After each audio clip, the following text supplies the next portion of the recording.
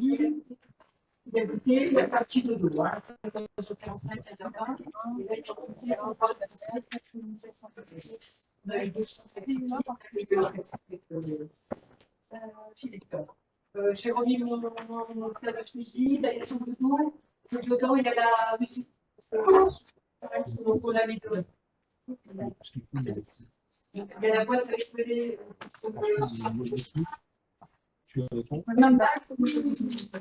En France, ce sera vraiment officiel. Je pense qu'il va devoir faire une libération. Ah, ça y est, ça démarre. Alors,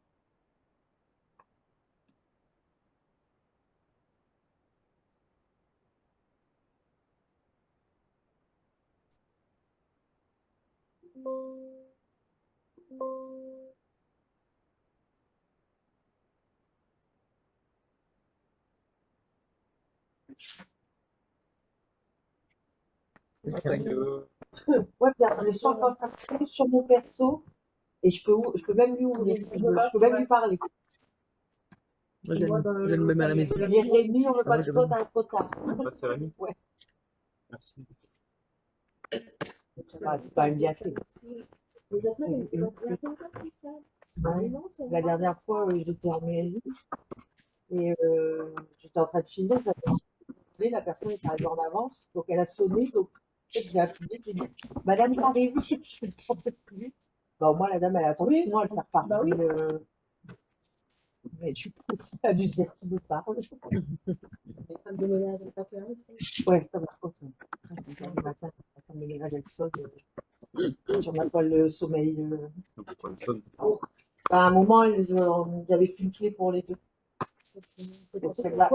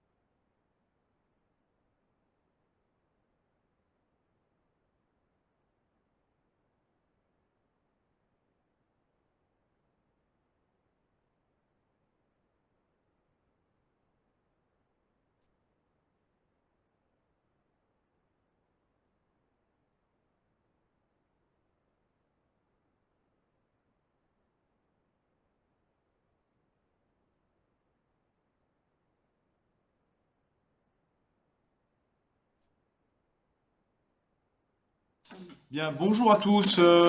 François Flao, donc sous-préfet en charge de la cohésion sociale et de la jeunesse auprès du préfet du Pas-de-Calais. Donc, merci à vous d'être connectés. Donc, vous êtes une quarantaine connectés. On avait près du double en inscrits. Donc, bon, on aura peut-être un certain nombre de personnes qui se connecteront.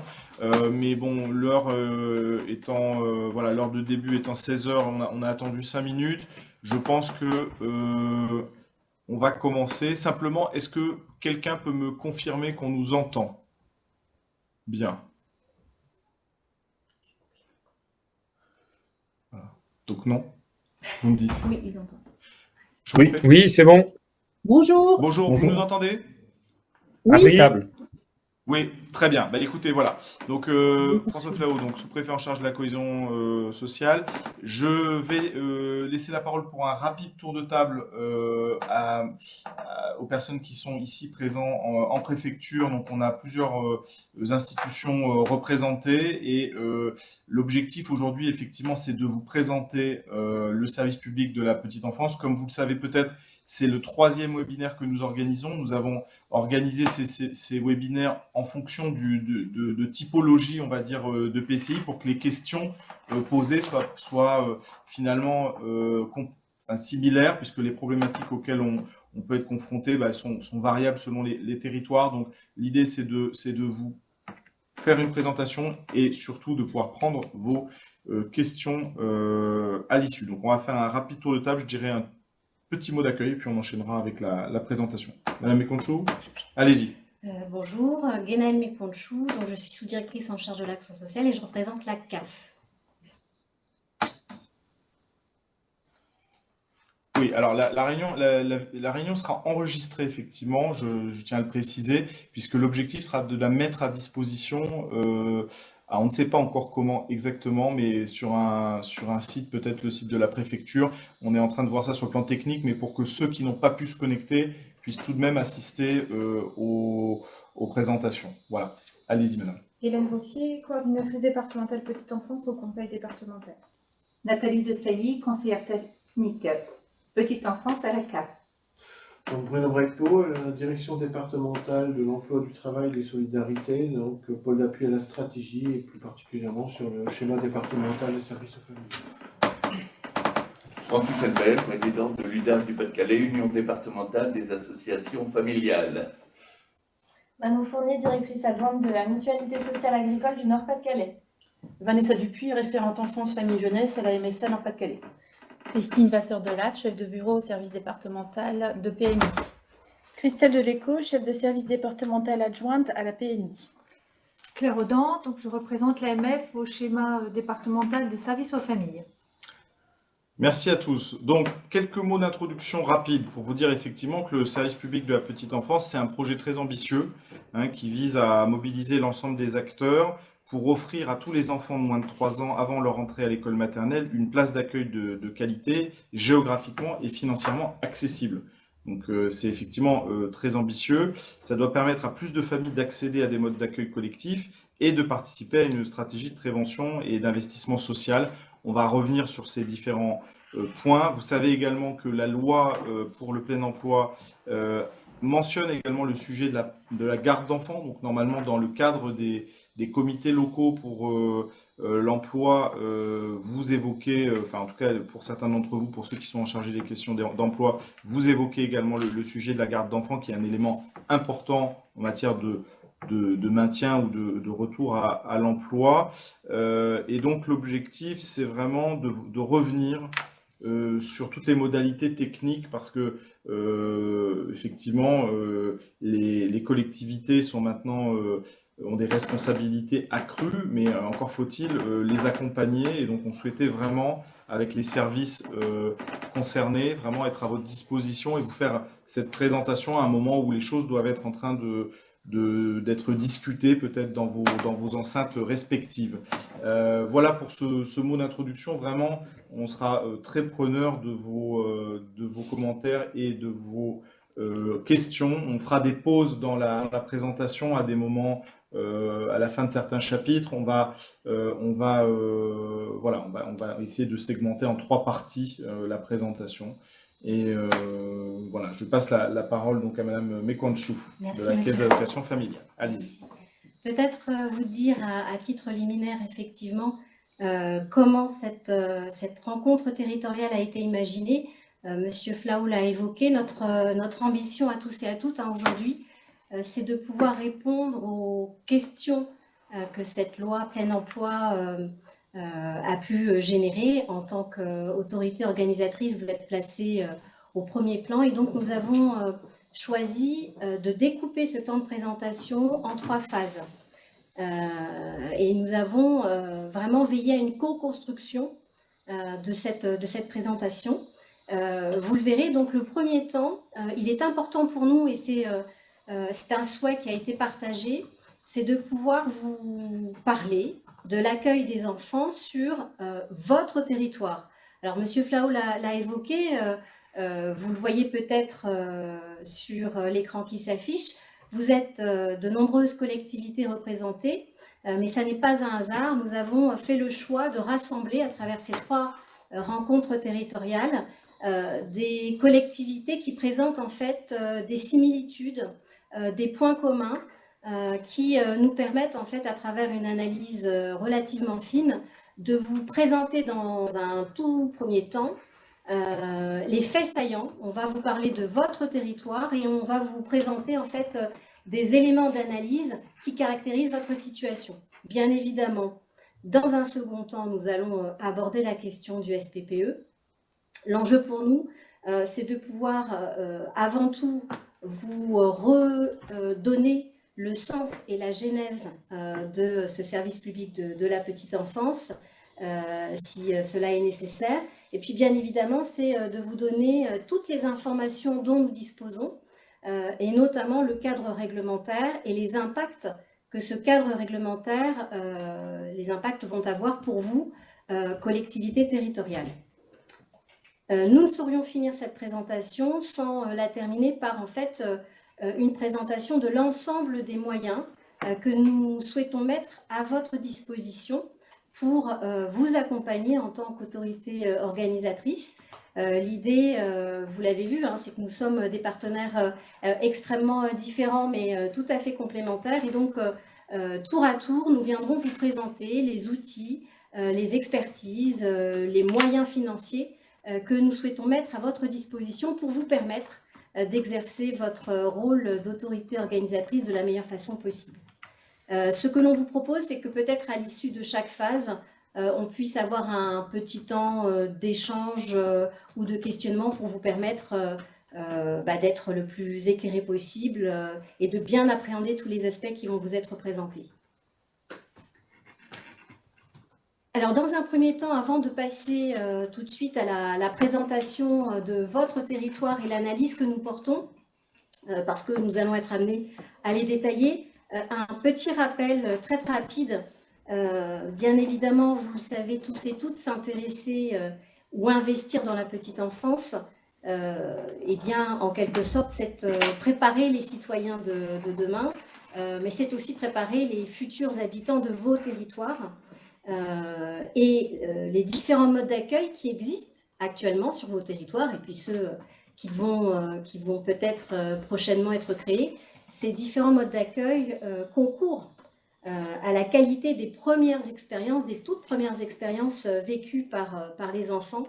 Et vous savez comme nous que ces premières expériences sont déterminantes à la fois pour le développement de ces enfants, mais aussi pour les adultes qu'ils deviendront.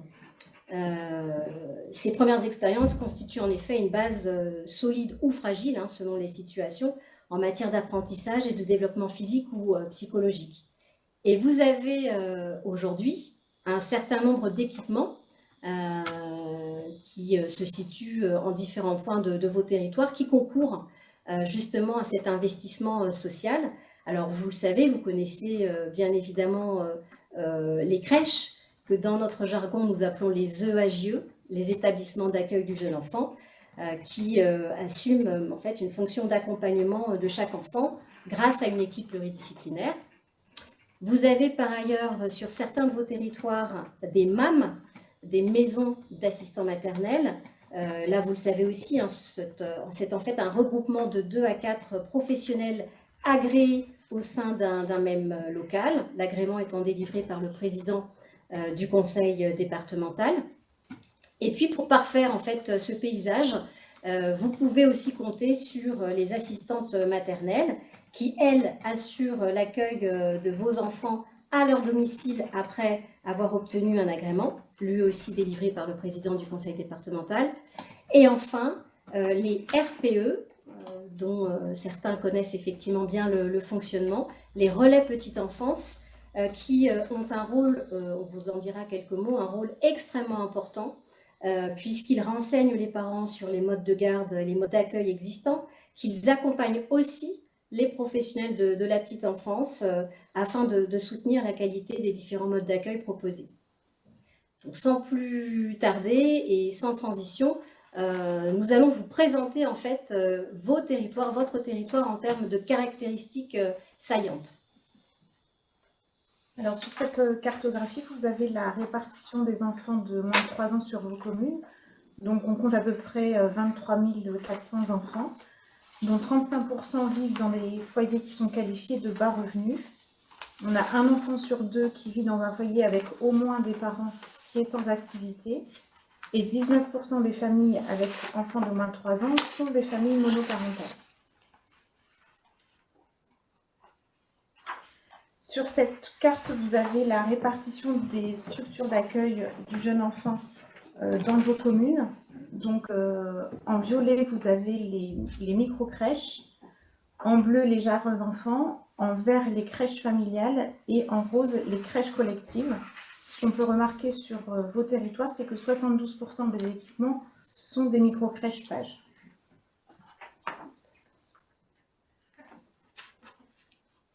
Alors juste pour préciser hein, la terminologie, donc la prestation de service unique est un financement en direction donc, des crèches qui permet une accessibilité à toutes les familles. Hein, donc c'est un barème national qui tient compte des ressources des familles. Donc l'aide, elle est versée directement au gestionnaire de l'équipement qui a une obligation d'appliquer un barème dégressif. La PAGE, c'est la prestation d'accueil du jeune enfant. C'est une aide qui est versée en fait hein, donc, à la famille après avoir effectivement donc, payé la facture, donc, notamment à la crèche. Hein, mais la PAGE existe aussi pour les assistants maternels. Mais en tout cas là, en l'occurrence, il n'y a que les micro-crèches, hein, parmi toutes les crèches qui existent et les typologies de AJE, il n'y a que les micro-crèches qui peuvent en bénéficier. Et aujourd'hui, effectivement, donc c'est ces micro-crèches qui sont très présentes sur vos territoires. Donc, sur les établissements d'accueil du jeune enfant, on fait un petit zoom sur les micro-crèches. Donc, sur vos territoires, le mode d'accueil le plus développé, ce sont les micro-crèches pages, puisqu'on en compte 133 pour 20 micro-crèches PSU. Alors, on va passer quelques minutes sur cette slide. Hein. Vous l'avez vu, on vous a présenté donc, les caractéristiques socio-économiques des familles. L'idée de cette slide, c'est d'éclairer à la fois donc, les élus hein, sur les indicateurs qu'il est pertinent en fait d'analyser sur vos territoires avant d'envisager effectivement donc, le fonctionnement d'un EAJE. Parce que vous voyez, les enfants bas revenus, donc dans les structures dites crèches, 31% des enfants bas revenus sont accueillis. Mais en fait, ce n'est pas le cas dans toutes les crèches du département. Vous voyez que cette accessibilité à tous, les enfants bas revenus, dit autrement, les enfants pour lesquels la famille donc, touche en termes de ressources moins que le SMIC, sont accueillis essentiellement dans les EAJE PSU, donc 82%. Donc dit autrement, les EAJE PSU, hein, souvent subventionnés d'ailleurs par les collectivités, jouent réellement leur rôle social, ce qui n'est pas forcément le cas, et là encore une fois les situations sont très contrastées dans les micro-crèches pages. Pareil sur notre département, si on s'arrête sur les enfants en situation de handicap, en tout cas dont le handicap est reconnu hein, et qui fait que la famille perçoit donc une prestation hein, de la CAF ou de la MSA, c'est 18% des enfants bénéficiaires de l'AEH qui sont accueillis donc, dans ces établissements. Et encore là, majoritairement qui fait ce travail-là? Ce sont les professionnels donc, des crèches PSU. Donc tout ça pour vous expliquer que sur un territoire, hein, quand vous avez des porteurs effectivement donc privés hein, qui se présentent dans la commune, il faut être attentif effectivement à la manière dont ils perçoivent leur fonctionnement et ne pas effectivement imaginer que ça va forcément être ouvert à toute la population d'un territoire.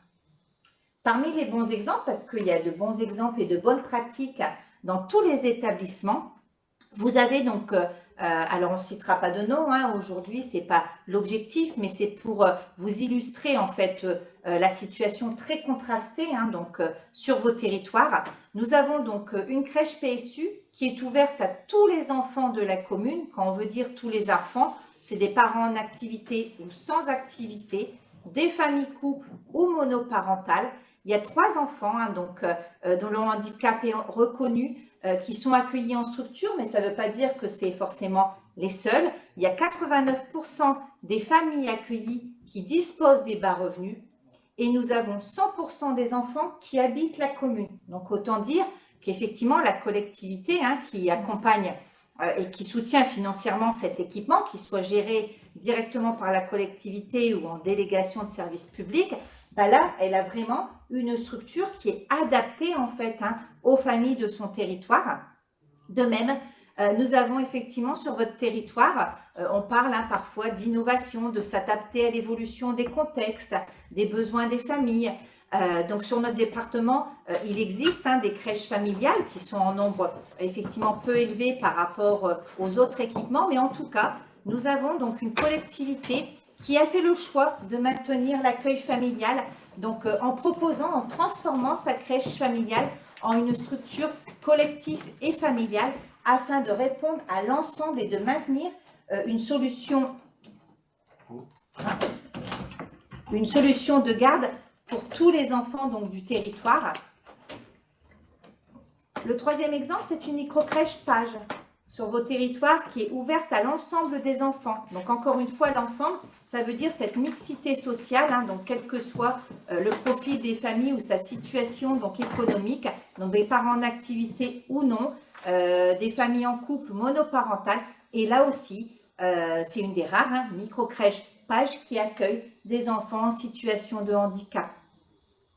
À l'inverse, on a des situations, des structures, en tout cas des fonctionnements qui nous posent question et qui demain doivent effectivement permettre les élus de s'interroger hein, sur le fonctionnement de certains équipements, en tout cas de se questionner, de se renseigner sur le fonctionnement des équipements de leur territoire. Nous avons notamment une microcrèche Page qui est réservée à une population donc ciblée qui ne vit pas sur la commune. Donc l'élu pourrait penser hein, qu'il y a un service pour ses habitants, mais là en l'occurrence c'est 100% de couples. Aucun accueil d'enfants à besoins spécifiques, donc soit bas revenus, soit familles bénéficiaires des minima sociaux, enfants en situation de handicap. Et c'est sur ces 100% de familles, couples assez aisés, hein, on va le dire comme ça, 60% des enfants n'habitent pas la commune. Une crèche, et nous avons aussi, alors la situation est plus rare, mais ça existe, une crèche PSU qui accueille essentiellement des parents en activité. Donc vraiment, cette slide, c'est pour vous montrer hein, qu'en tant qu'élu, et c'est normal, hein, vous ne connaissez pas forcément le fonctionnement de tous les établissements, mais demain, quand vous devrez vous projeter sur le développement, le maintien ou l'accompagnement d'un service de la petite enfance sur vos territoires, bah, au-delà du projet global, c'est effectivement de vous interroger sur les composantes de ce projet et de veiller effectivement à ce que ce service réponde donc à l'ensemble des habitants de la commune, puisqu'il y a un gros enjeu de socialisation des enfants qu'on a vu dans les propos introductifs. Parmi ces équipements, donc il y a un certain nombre d'équipements. Madame Wauquiez l'a cité tout à l'heure, il y a eu un développement donc assez exponentiel hein, donc sur vos territoires et notamment donc des micro-crèches Page. Donc quelle est la situation des équipements sur votre territoire et notamment des crèches? Eh bien, on a un contexte qui se fragilise puisqu'aujourd'hui 38% des équipements des crèches PSU présentent des signes de fragilité.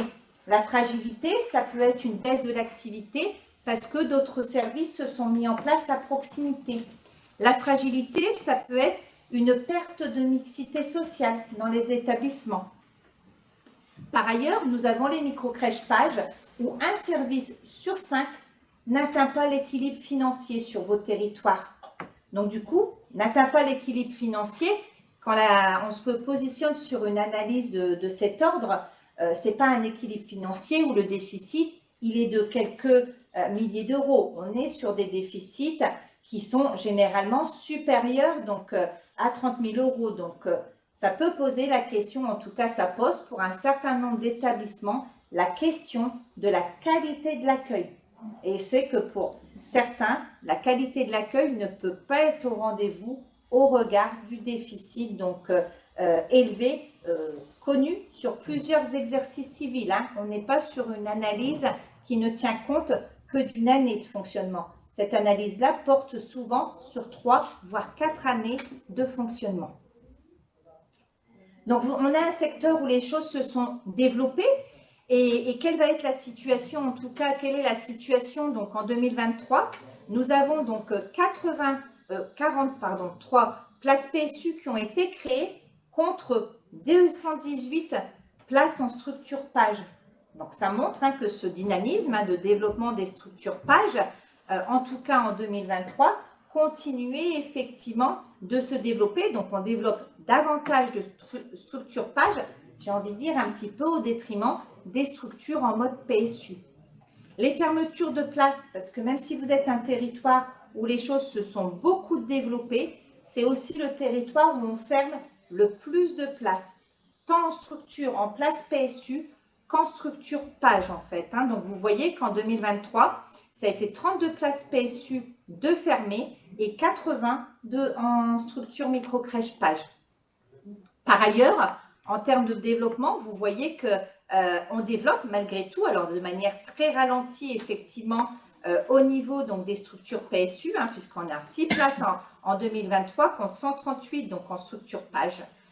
Et les perspectives restent, on va dire, du même niveau. On développe très peu en PSU, hein, donc les perspectives connues jusqu'en 2025, hein, compte tenu des fermetures 2024, c'est 19 places en PSU et 146 donc en place page.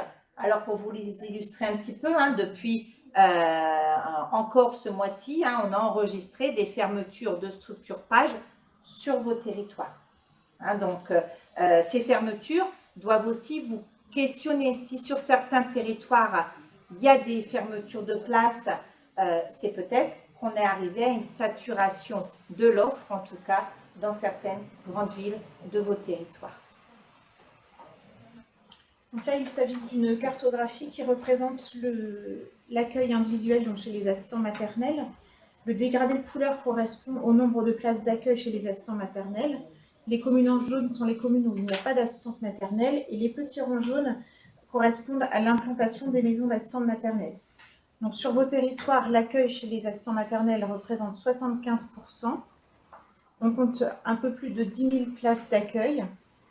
On a 3 229 assistants maternels qui sont agréés et on en a 2 647 qui ont gardé au moins un enfant, ce qui représente 18% des assistants maternels qui n'ont pas gardé d'enfants. Entre 2019 et 2023, on constate une baisse de 22% du nombre d'assistantes maternelles en activité et le nombre d'assistants maternels agréés est à croiser avec le nombre d'assistantes maternelles en activité et le nombre d'enfants gardés, puisque sur certains territoires, on constate une baisse du nombre d'assistantes maternelles, mais pour autant, on a une stabilité du nombre d'enfants gardés. Cette carte représente l'implantation et la couverture des relais petite enfance. Donc, sur vos territoires, les RPE couvrent 81% des communes. On a 30 communes qui ne sont pas couvertes, dont une de plus de 10 000 habitants. Néanmoins, il y a des projets qui se mettent en place, particulièrement un RPE mutualisé qui va couvrir 4 communes supplémentaires, dont la commune de 10 000 habitants. Alors, sur vos territoires, ce qu'on peut dire en termes d'atouts et de points de vigilance, alors pour les atouts, c'est que il y a une couverture de 85% des communes par un RPE. On a 38% des enfants de moins de 3 ans qui sont accueillis par une assistante maternelle et un développement notable au niveau des maisons d'assistantes maternelles. Cependant, on attire votre vigilance sur la baisse du nombre d'assistantes maternelles tant à domicile qu'en crèche familiale et la baisse d'activité qui est en nette diminution. Alors, sur cette cartographie, hein, un certain nombre d'entre vous donc, connaissent déjà en tout cas ce terme, hein, donc le taux de couverture. Le taux de couverture, donc on va comparer donc, les enfants de moins de 3 ans sur vos territoires avec le nombre de places agréées, en tout cas disponibles, tout mode de garde confondu. Donc ça va être les places agréées donc, chez les assistants maternels, à leur domicile, en MAM. Ça va être les places agréées donc, en micro-crèche page, en crèche, hein, PSU. Et on va avoir les places également donc, de scolarisation donc, pour les enfants de 2 ans. Donc, quand on compare les enfants à toute cette offre, en fait, hein, donc on arrive effectivement à avoir un taux de couverture. Hein, donc, vous voyez que dans la carte, plus le taux de couverture va vers le bleu, plus le taux de couverture est élevé. Hein, donc, vous avez un petit tableau. Donc, sur la carte, c'est à l'échelle effectivement donc, des communes et sur le tableau à l'échelle de l'intercommunalité. Donc, vous voyez que la situation est très contrastée, hein, donc ne serait-ce qu'à l'échelle de l'intercommunalité. Si on utilise effectivement que les chiffres hein, qui sont dans le tableau, on peut dire qu'il y a une très bonne, en tout cas une bonne couverture aujourd'hui sur la CUA, contrairement effectivement en tout cas sur la communauté d'agglomération de Lens-Liévin, le taux de couverture peut être effectivement amélioré, même s'il reste légèrement supérieur à la moyenne départementale. Alors, donc, je viens de vous présenter le taux de couverture. Après, on a fait une analyse effectivement sur l'ensemble des communes. Hein, donc, ce qui nous amène effectivement aujourd'hui sur les 196 communes hein, qui sont concernées aujourd'hui par ce webinaire, il y en a 20 où on estime que l'offre effectivement est saturée. C'est-à-dire que l'offre est supérieure à la demande. Mais ce qui explique aussi hein, les fermetures qu'on a évoquées tout à l'heure précédemment. Par contre, donc, les communes où les besoins seraient prégnants, hein, c'est-à-dire que pour développer une offre d'accueil de la petite enfance, il faut quand même un minimum de demandes. Hein, donc, on n'ouvre pas, on ne crée pas un service ou des places s'il n'y a que 3 enfants dans une commune. Donc, on a effectivement ciblé donc, un nombre d'enfants qui nous permet aujourd'hui de déterminer qu'il y a 50 communes sur lesquelles l'offre resterait à développer de manière prioritaire. Ça ne veut pas dire qu'il ne faut pas sur les autres communes, hein, puisque 20 saturées, 50 prioritaires, ça ne fait que 70 sur les 196, mais en tout cas là où les besoins seraient les plus saillants. Par ailleurs, au-delà hein, du développement du service, à quoi il faut être attentif donc, sur vos territoires, il y a 2 enjeux forts hein, donc, sur votre territoire. C'est vraiment la première socialisation, la socialisation de tous les enfants avant une première scolarisation. Et c'est un aspect qui reste à développer, même si, encore une fois, certains équipements jouent très bien le jeu, mais ce n'est pas la majorité des équipements de votre territoire. Et par ailleurs, donc l'accueil des enfants à besoins spécifiques. Alors, c'est les enfants de long handicap est reconnu, mais pas que. Il y a plein d'enfants aujourd'hui qui sont effectivement malheureusement accompagnés par le milieu médical hein, ou social et pour lesquels une place en structure serait nécessaire. Hein. Donc, le besoin spécifique, ça regroupe ces 2 catégories d'enfants.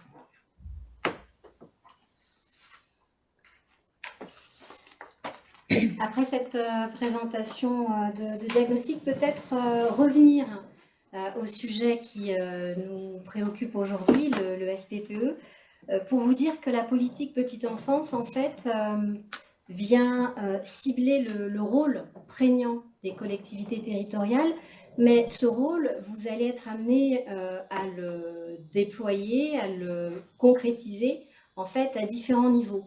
Et cette slide a pour vocation en fait d'essayer de simplifier les différentes strates sur lesquelles vous avez la possibilité d'être un acteur mobilisé sur le champ de la petite enfance, puisque vous le voyez, cela commence très tôt, d'abord dans l'élaboration des politiques qui sont les vôtres, hein, puisque en tant qu'élu, vous êtes le décideur des ambitions que vous souhaitez déployer sur vos territoires. Donc c'est d'abord le portage d'une politique petite enfance locale forte. Par ailleurs, vous avez la possibilité d'être vous-même des gestionnaires d'établissements et en ce sens, vous participez au déploiement du SPPE. Vous pouvez aussi faire le choix, vous le savez, d'être sur, au-delà de la gestion, le cofinancement de ces établissements d'accueil du jeune enfant. Et puis bien évidemment, être autorité organisatrice, c'est se mobiliser en tant que collectivité territoriale sur le champ du soutien, du développement ou du renforcement de la qualité des différents modes d'accueil. Et bien évidemment, c'est aussi avoir un rôle prégnant en termes d'orientation et d'information des parents via les différents équipements que nous avons eu l'occasion de présenter en amont.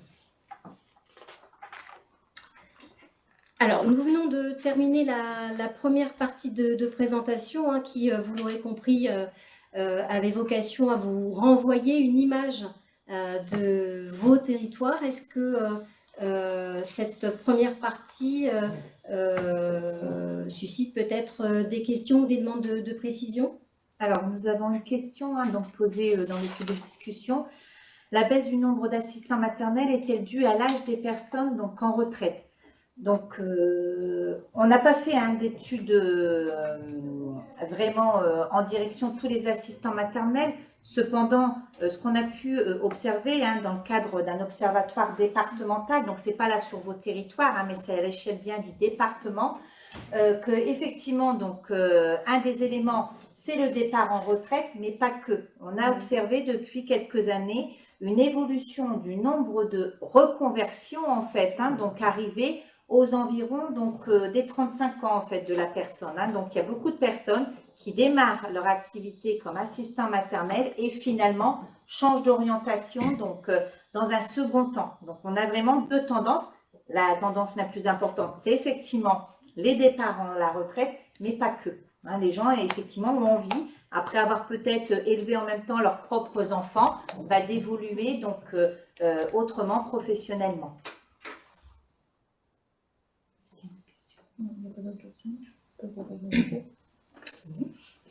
Vous avez la possibilité de poser la question aussi oralement si vous le souhaitez. Pour ça, vous devez effectivement ouvrir votre micro. Et est-ce qu'on n'a pas éteint tous les micros? Ça y est, on vient de le faire. Ah voilà. Donc a priori. Pas de questions. Pas de questions, on peut continuer. Pour le moment, on aura d'autres temps de questions. Allez-y. Eh bien, nous enchaînons, s'il n'y a pas de questions, sur la deuxième partie de cette réunion territoriale pour vous parler du service public de la petite enfance. Peut-être commencer par vous donner l'essence même de ce projet. Oui, alors effectivement, avant de vous présenter les dispositions prévues par la loi, il nous a semblé important de rappeler les grands objectifs, puisque vous l'avez compris, le service public de la petite enfance revêt aussi encore de nombreux enjeux, qui soient économiques, sociaux, territoriaux. Donc, avant de vous présenter les détails du SPPE, on va pouvoir aborder ces grands objectifs qui nécessitent la mobilisation de tous les acteurs tels que nous sommes aujourd'hui réunis. Donc un premier objectif qui est d'offrir à tous les enfants de moins de 3 ans avant leur entrée à l'école maternelle une place d'accueil de qualité géographiquement et financièrement accessible, comme nous l'avons déjà indiqué, permettre à plus de familles d'accéder à des modes d'accueil collectifs et enfin participer à une stratégie de prévention et d'investissement social. Plusieurs enjeux donc autour du SPPE, des enjeux bien évidemment en premier lieu autour du développement de l'enfant et de sa socialisation, mais aussi en termes de soutien à la parentalité des territoires. Ici, on fait un focus sur l'enjeu économique donc qui va permettre de favoriser l'attractivité de vos territoires en garantissant notamment l'égalité femmes-hommes. Et en contribuant à l'équilibre vie professionnelle vie personnelle, en garantissant une offre adaptée aux besoins des familles du territoire afin qu'elles puissent s'épanouir, grandir et rester sur vos territoires, assurer l'attractivité économique du territoire et également créer des emplois, notamment au sein des équipements de la petite enfance. Donc on le voit et vous l'avez perçu, hein, le SPPE, le service public de la petite enfance, a un effet ricochet sur bien d'autres politiques, notamment d'attractivité des territoires. Donc c'est pourquoi nous sommes nombreux à être mobilisés sur ces sujets. Et de la même manière, effectivement, le SPPE a aussi, comme vous le savez, une ambition, celle de pouvoir en fait vous apporter un levier afin de soutenir les habitants qui habitent sur vos territoires d'un point de vue à la fois éducatif, familial et social. C'est effectivement très important pour nous de pouvoir élargir le spectre de compréhension du SPPE parce qu'effectivement, on peut avoir tendance à imaginer le service public de la petite enfance comme une contrainte qui vous oblige à développer, à créer, à supporter la gestion de crèches. Mais nonobstant cet aspect-là, on est vraiment aussi sur un enjeu d'épanouissement finalement des enfants et de leurs parents. Et au-delà de la simple notion d'accueil du jeune enfant, il y a des aspects qui sont très très importants à prendre en considération. Le fait d'avoir une politique petite enfance musclée et ambitieuse, vous le savez très bien, c'est vous donner les moyens de lutter contre des phénomènes qui parfois accapare à la fois vos équipes, mais aussi tout le tissu associatif. Je veux parler de certains phénomènes auxquels vous êtes confrontés parfois au quotidien, la question du décrochage scolaire, la question des violences intrafamiliales, la question du handicap et de la prise en charge. Eh bien, penser SPPE, c'est aussi quelque part se donner les moyens de traiter presque à la racine des phénomènes qui peuvent ensuite avoir des effets délétères auprès des familles de vos territoires. Et c'est pour cela que penser le service public de la petite enfance, c'est vous permettre aussi, bien évidemment, et je ne vais pas m'appesantir sur ce point, vous le savez tout aussi bien que nous, de développer l'enfant sous toutes ses dimensions. Mais c'est aussi, et nous y sommes bien évidemment tous très attachés, c'est aussi l'occasion de travailler la question de l'égalité des chances. Il n'y a rien de plus insupportable finalement de penser que selon que l'on naisse sur telle ou telle partie du territoire, eh bien, les chances sont plus ou moins importantes de prétendre voilà, à un avenir serein et à une autonomie la plus complète. Donc, penser SPPE, c'est aussi nous permettre de travailler la question de l'égalité des chances pour les plus jeunes, pour les enfants. C'est bien évidemment aussi l'occasion de réduire, il faut être modeste, mais de réduire, peut-être pas supprimer, mais de réduire les inégalités sociales. Et bien évidemment, le SPPE, c'est aussi un moyen pour vous de disposer d'équipements, de structures, d'ingénierie, vous permettant de soutenir les parents, tous les parents, dans leur fonction parentale.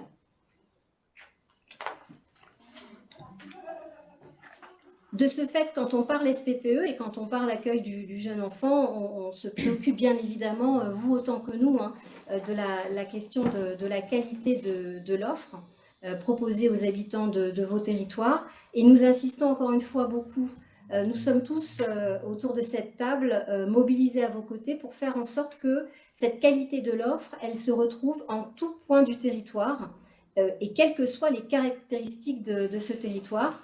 Notre ambition, mais qui n'est pas nouvelle, c'est-à-dire qu'on parle beaucoup du SPPE, mais il faut que vous puissiez aussi être rassurés sur le fait que tout ce que l'on évoque n'arrive pas de façon ex nihilo. Il y a déjà beaucoup de choses qui sont mises en place, une réflexion qui est déjà posée pour travailler effectivement la question de la qualité de l'accueil, parce que c'est une responsabilité partagée. Nous tenions aussi à évoquer ce point-là parce qu'effectivement, les collectivités territoriales peuvent peut-être avoir perçu un poids supplémentaire sur leurs épaules. Et nous tenions aujourd'hui à vous indiquer que cette responsabilité d'accueillir des enfants et de leur proposer un accueil de qualité, c'est en somme une responsabilité qui est partagée et nous entendons prendre pleinement notre responsabilité sur ce point aussi, à vos côtés. C'est aussi parler de la qualité de l'information et nous sommes convaincus que travailler à vos côtés sur la qualité de l'information, que ce soit une information à destination des parents ou une information à destination des professionnels qui œuvrent dans le champ de la petite enfance, mais encore une information en direction des élus que vous êtes, eh bien, c'est une façon de pouvoir nous permettre aux uns et aux autres de prendre des décisions éclairées, de faire des choix assumés, d'être rassurés aussi.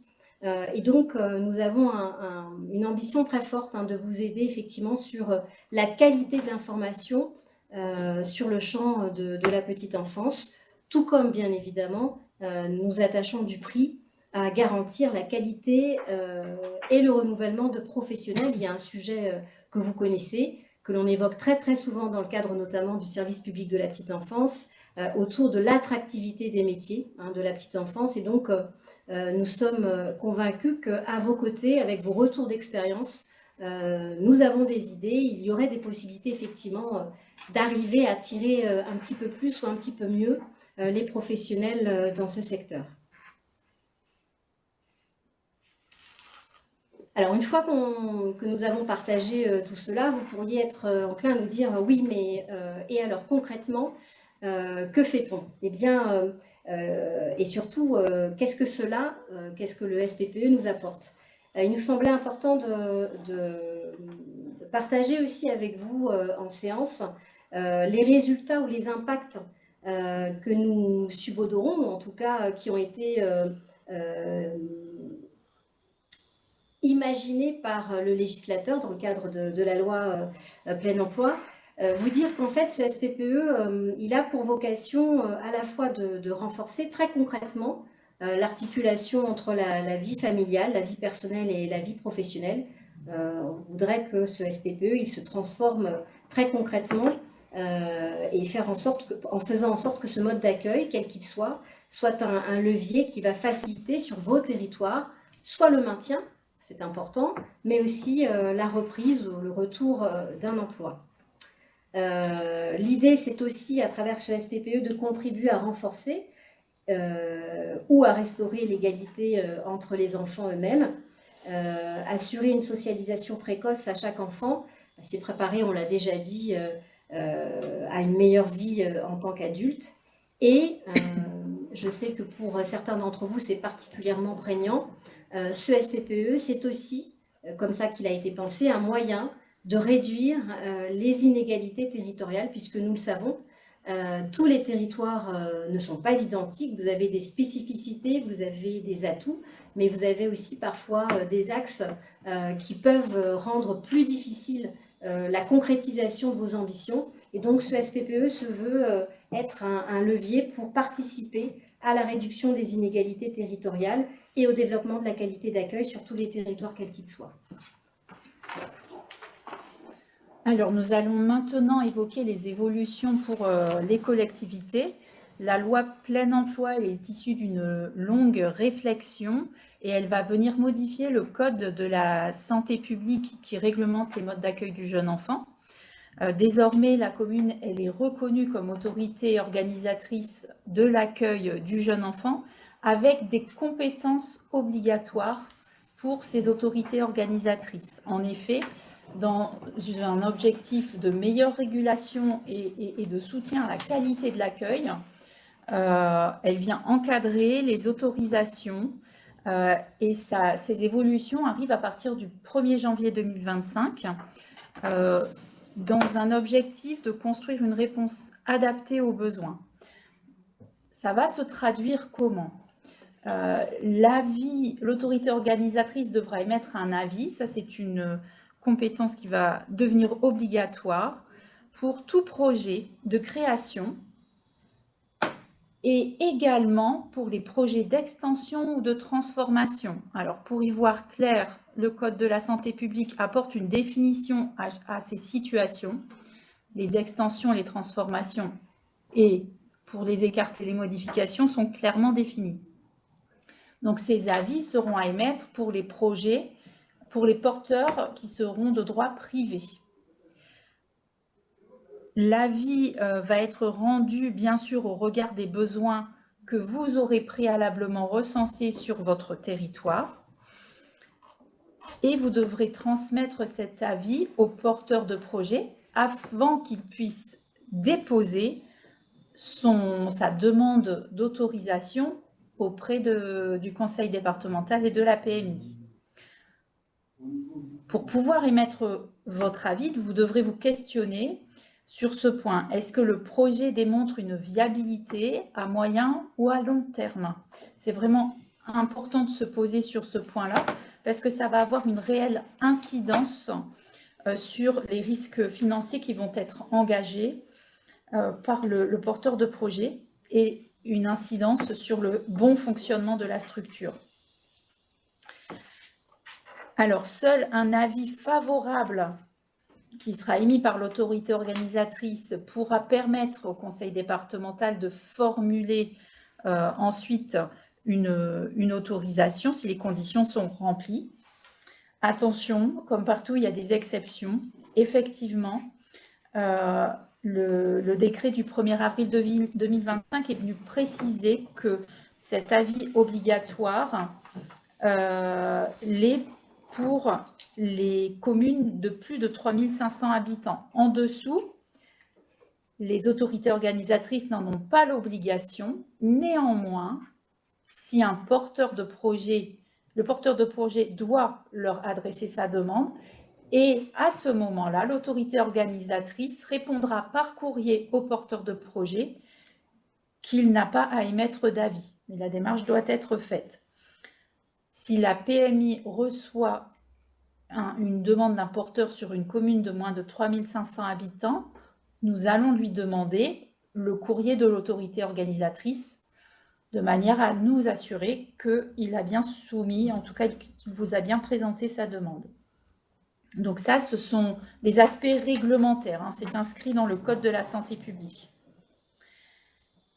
Sans avis pour les communes à partir de 3500 habitants, ça veut dire que le dossier n'est pas recevable. Si nous recevons demain un dossier sur une commune de plus de 3500 habitants sans avis, nous devons rejeter cette demande.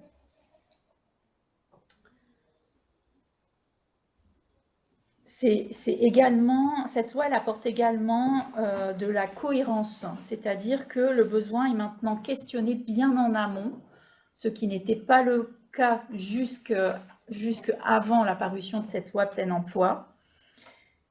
Et donc, les choses sont remises dans le bon sens puisque les risques financiers sont bien anticipés.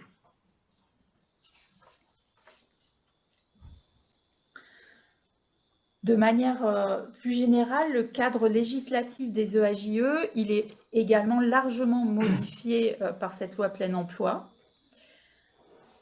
Il faut effectivement rappeler que jusqu'en 2004, les EAJE étaient uniquement gérés par des collectivités publiques et c'est l'expérimentation en 2010 du modèle des microcrèches qui va vraiment faire exploser l'ouverture au secteur privé lucratif avec ces quelques dérives que nous avons pu observer très récemment. Donc la loi plein emploi, elle apporte vraiment un meilleur encadrement des fonctionnements des établissements des EAJE et ça pour tous les types d'EAJE. Désormais, avec le dernier décret qui est paru le 1er avril 2025, on voit une équité qui revient pour l'ensemble des établissements. Dans les évolutions réglementaires qui sont applicables depuis la parution de la loi, au lendemain de la parution de la loi, le 20 décembre 2023. On a désormais une durée de 15 ans qui est applicable pour tout établissement d'accueil du jeune enfant. Donc ça s'applique de manière égalitaire avec les autres établissements comme ceux qui accueillent, qui hébergent les personnes âgées ou personnes handicapées ou pour les MEX. Durant ces 15 ans, bien sûr, il y aura des évaluations intermédiaires de la qualité tous les 5 ans. Si jamais des problématiques sont observées, le Code de la santé publique a été également renforcé avec différentes possibilités pour le président du conseil départemental, comme la suspension, la fermeture, mais également comme les pénalités de retard ou la délégation à un autre gestionnaire. On a également des applications à partir du 1er janvier 2025. Ce dont on a parlé, c'est l'autorité organisatrice qui a l'obligation de prévoir un schéma communal ou intercommunal. C'est aussi le fait que cette durée de 15 ans, elle va s'appliquer progressivement pour tous les EAJE qui ont été créés avant la parution de la loi. Le fait que l'avis du maire devienne obligatoire avec ces cas particuliers. Et puis, la mise en place d'un plan de contrôle conjoint entre nos institutions ici représentées, conseil départemental, CAF, préfecture, et avec l'appui de la DDETS. Alors, j'apporterai quand même une précision, excusez-moi, c'est que l'avis doit être traduit au travers d'une délibération du conseil municipal si l'autorité organisatrice est la commune. Ça a été bien précisé dans la foire aux questions de la DGCS sur le service public de la petite enfance, puisque cette compétence ne peut pas être déléguée au maire. Si l'autorité organisatrice est une EPCI, dans ce cas, ça peut être le président de l'EPCI qui établit un courrier simple si la délégation du conseil communautaire. Alors la loi sur le plein emploi présente 4 types de compétences obligatoires pour les autorités organisatrices et qui vont aussi dépendre de la taille justement de l'autorité, qui peut être soit la commune, soit une communauté de communes. Alors, la compétence obligatoire pour tout le monde, c'est le recensement des besoins. Toutes les collectivités, donc, à leur échelle, doivent faire le recensement des besoins pour la garde des enfants et les services qui peuvent être proposés. Il faudra aussi donc qu'elles puissent informer, c'est le deuxième axe, informer et accompagner donc les familles qui seront en demande pour avoir ces informations. Les 2 axes suivants vont concerner plutôt les communes, enfin, en supplément, les communes de plus de 3500 habitants. Donc, à partir de 3500 habitants, l'autorité organisatrice devra aussi planifier le développement. Donc, comment vont s'implanter les structures, les accompagnements aux familles dans une planification un peu plus importante. Et enfin, elles doivent aussi soutenir la qualité des modes d'accueil, c'est-à-dire venir en face pour répondre le mieux possible aux besoins des familles et s'assurer que les offres proposées soient d'une qualité suffisante. S'ajoute à cela, pour les communes encore plus grandes, c'est-à-dire celles qui sont supérieures à 10 000 habitants, de disposer d'un relais petite enfance et d'établir un schéma pluriannuel de maintien et de développement de l'offre. Alors, tous ces 4 axes peuvent être répartis entre la commune et l'intercommunalité.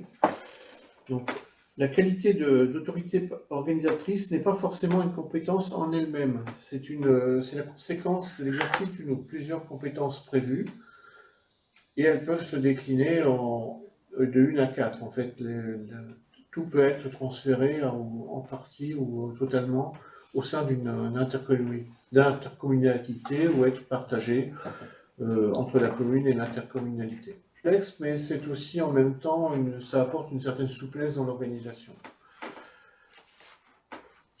Alors, le service public de la petite enfance n'est donc pas un bloc, comme je vous l'ai expliqué, c'est possible de répartir les missions entre le niveau communal et intercommunal. Il peut donc y avoir deux autorités organisatrices sur un même territoire. Voilà. En cas de transfert, c'est le nombre d'habitants de l'EPCI qui déterminera la nature des obligations qui s'imposeront à l'autorité organisatrice. Donc ça peut être parfois intéressant de regrouper justement ces missions pour pouvoir dépasser le seuil des 3500. Alors pour les communautés les plus grandes, celles qui sont supérieures à 10 000 habitants, elles doivent formaliser un plan de maintien et de développement de l'offre et son schéma doit être compatible avec celui du schéma départemental de services aux familles.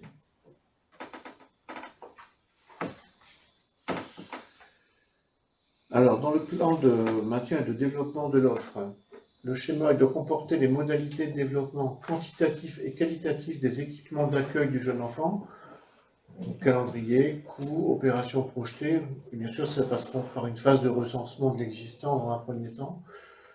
Et ce schéma doit être transmis aussi au comité départemental de services aux familles dans un délai d'un mois à partir de son adoption, donc soit par le conseil municipal, soit par la collectivité. Certaines conventions signées avec la CAF et la MSA peuvent se substituer à ce schéma si leur contenu répond aux attendus. Alors, les liens entre commune et intercommunalité, pour les trois cas de figure ont été identifiés. Alors, si le PCI n'a pas eu du tout de compétences qui ont été transférées sur ce domaine, les communes peuvent décider par délibération municipale de transférer toute ou partie des missions du service public de la petite enfance à l'intercommunalité, ce qui nécessite une majorité qualifiée des conseils municipaux. Deuxième phase, le PCI a déjà la compétence action sociale d'intérêt communautaire. Donc le SPPE rentre parfaitement dans de façon assez logique dans ce cas de figure. Donc l'intérêt communautaire peut alors évoluer à la majorité des 2/3 des membres du conseil communautaire, c'est-à-dire sans repasser par la délibération au niveau de chaque commune. Et ça peut intégrer éventuellement toute ou partie des missions du SPPE. Et troisième cas de figure qui est un peu plus surprenant, puisque le PCI s'est déjà vu transférer la compétence petite enfance, mais comme il n'y a pas cette précision sur les 4 aspects, au niveau de ce que cela recouvre, hein, est-ce que c'est la gestion d'un RPE, est-ce que ça peut être... Il va falloir redétailler. Donc à ce jour, cette compétence n'existant pas dans la loi, a priori, les 4 missions listées dans la loi de 2023 n'ont pas été transférées en tant que telles aux intercommunalités. Donc il faudra donc opérer leur transfert de tout ou partie explicitement dans le cas d'une majorité qualifiée au niveau du conseil municipal, de chaque conseil municipal.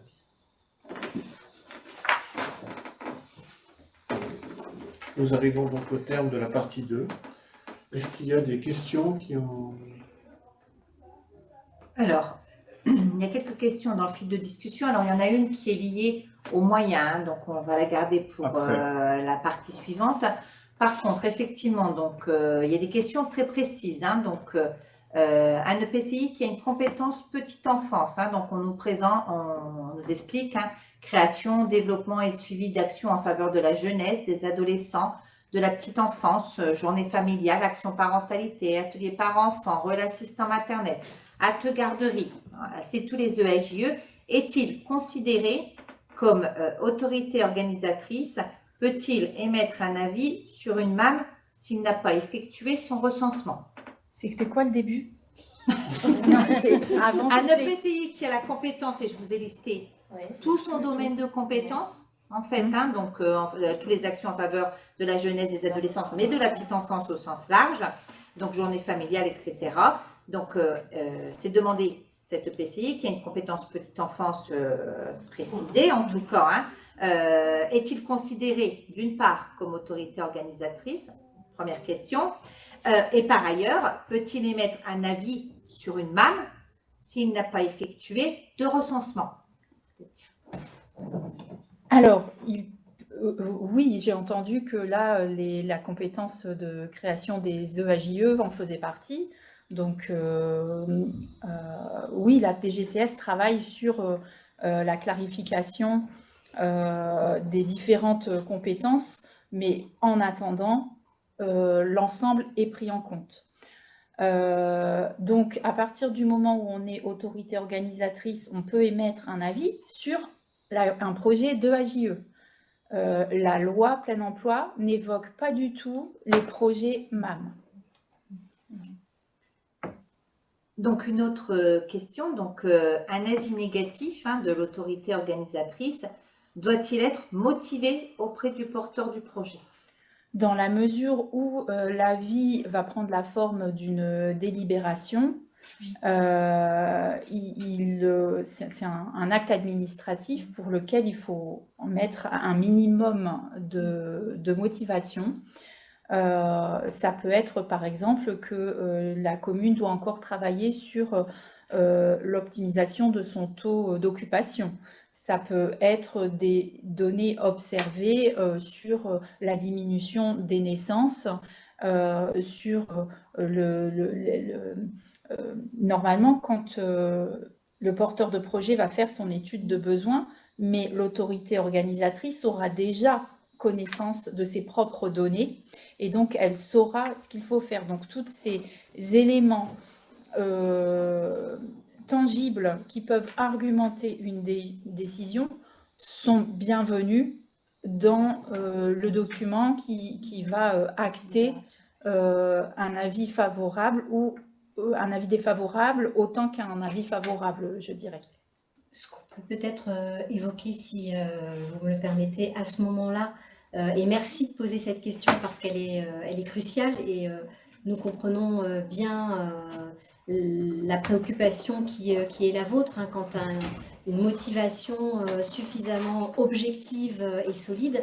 C'est peut-être vous dire que dans la partie que nous allons aborder, nous viendrons vous présenter des dispositifs, je vais le dire comme ça, qui sont susceptibles de vous aider justement à avoir de la matière et à étayer vos positions. Vous ne devez pas être seul à effectivement pouvoir, trouver des arguments solides. Nous, autour de cette table, on a effectivement dans notre caisse à outils quelques petits leviers qu'on souhaiterait mettre à votre disposition. On va vous en dire un mot. Alors, il y a une dernière question. Il est écrit dans le décret que l'absence de réponse vaut acceptation. Une délib est-elle donc obligatoire? Dans la mesure où l'autorité organisatrice souhaite piloter le développement de l'accueil dans l'enfant en s'assurant d'une réponse, que les porteurs de projet apportent bien une réponse aux besoins, il est bien sûr important de pouvoir émettre un avis plutôt que de laisser faire, puisque vous pourriez recueillir au fil du temps les effets peut-être négatifs. Donc administrativement, c'est peut-être un soulagement, mais concrètement, c'est les conséquences qui sont apportées, conséquences de concurrence, de déstabilisation de l'offre. Donc, c'est une non-décision peut aussi être une décision dont on ne maîtrise pas forcément les conséquences. Mais oui, ça peut exister. Quel est le délai de réponse au porteur de projet? La réglementation prévoit un délai de 4 mois à partir du moment où vous recevrez une étude de besoin du porteur de projet. Il faudra donc lui accuser réception. Tout ça, c'est bien écrit dans la réglementation, dans le Code de la santé publique. Et le délai part à partir du moment où vous le recevez. Il y a un délai de 4 mois. Ce que l'on ne connaît pas aujourd'hui, c'est la composition du dossier que le porteur doit fournir aux autorités organisatrices. Ça, pour l'instant, on ne la connaît pas. Donc, à minima, c'est cette fameuse étude que nous, on doit retrouver ensuite dans la demande d'autorisation qu'il fera auprès du conseil départemental. C'est bon pour les questions. Est-ce que quelqu'un souhaite prendre la parole oralement?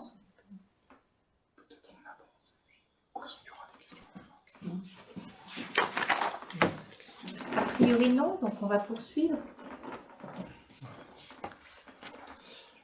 Bien, alors pour la question des moyens, l'accompagnement des collectivités, effectivement c'est un sujet important qui ne manque pas d'être soulevé. Alors comme vous connaissez tous par cœur notre loi de finances et les documents explicatifs qui ont été diffusés par Bercy, vous savez que a été réservée une somme de 86 millions d'euros comme accompagnement financier des autorités organisatrices du service public de la petite enfance. Cet accompagnement, donc, il doit être mis en place par l'État pour l'ensemble des communes de plus de 3500 habitants qui, en prenant en compte évidemment un certain nombre de critères tels que le nombre de naissances de la commune, son potentiel financier et le montant de la compensation financière sera versé aux communes par l'Agence des services de paiement. Donc ça, c'est la bonne nouvelle. Ça veut dire qu'on a une loi de finances qui a été adoptée et qui comprend des crédits, qui prévoit des crédits pour ce sujet. La moins bonne nouvelle, c'est que pour l'instant, on ne dispose pas réellement des règles de répartition précises et on est dans l'attente des textes qui vont et du déblocage des crédits. Voilà, donc c'est vrai qu'on ne peut pas aller beaucoup plus loin à ce stade. Vous savez que la loi de finances a été votée tardivement. On a pris plusieurs mois de retard, ce qui entraîne aussi d'un point de vue délai de déblocage des fonds, certaines difficultés, vous n'êtes pas sans le savoir. Donc, en l'occurrence, ce sujet n'est pas épargné. Donc, voilà pour ce qui concerne l'accompagnement financier de l'État qui vise à accompagner les communes dans le cadre de l'accroissement des charges. Effectivement, on a bien conscience que c'est un accroissement. Ensuite, on a évidemment un financement de la petite enfance, du service public de la petite enfance, qui est lié à la branche famille et à la convention de gestion 2023-2027. Donc ça, je laisserai peut-être la caisse d'allocation familiale en parler plus complètement. Et puis ensuite, effectivement, on a dans le cadre de la loi plein emploi aussi un certain nombre de choses qui sont prévues. Moi, je dirais quand même que pour résumer un petit peu nos discussions là depuis le début, c'est que ce qui se passait auparavant, enfin avant ce texte, c'est que parfois un maire découvrait l'ouverture d'une crèche sur sa commune grâce au permis de construire qui était déposé. Bon, ça n'est plus possible. Donc je pense qu'il faut voir quand même le progrès qui est qu'on va être en maîtrise quand même de ce qui se passe sur les territoires, EPCI, communes. Et ce qui vous est apporté aujourd'hui en termes d'expertise vous permet normalement, et vous pourrez évidemment poser des questions et demander des détails concernant vos territoires, vous permet quand même d'avoir un diagnostic précis de la situation pour savoir où vous en êtes, quel est l'état du besoin, quel est l'état de l'offre, etc., etc. Donc finalement, cette nouvelle compétence, elle vous permet aussi d'avoir votre mot à dire sur ce qui se passe sur la commune.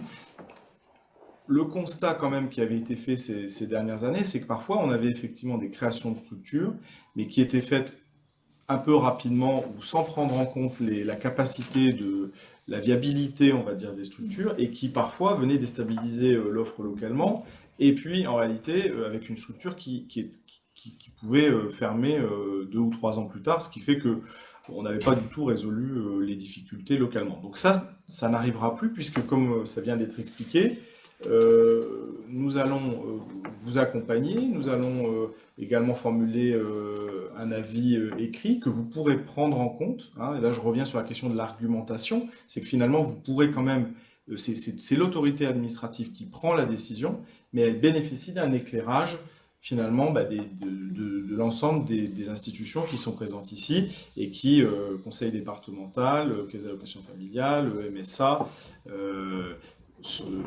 et DETS également, pourront exprimer les réserves éventuellement. Alors, pour vous donner un ordre d'idée, depuis le début de l'année, on a une demande si j'ai bien compris. Deuxième. Non, Ça y est, deux. ça y est, on en a Deux. deux. Voilà, c'est pour vous dire, voilà. Donc, les choses se mettent en place, mais voilà. Donc, évidemment, dès qu'on aura plus de précisions sur les volumes financiers, ben, on reviendra à vous, surtout sur la répartition. Et, voilà. Mais c'est bien prévu à la loi de finances. Donc, les crédits existent.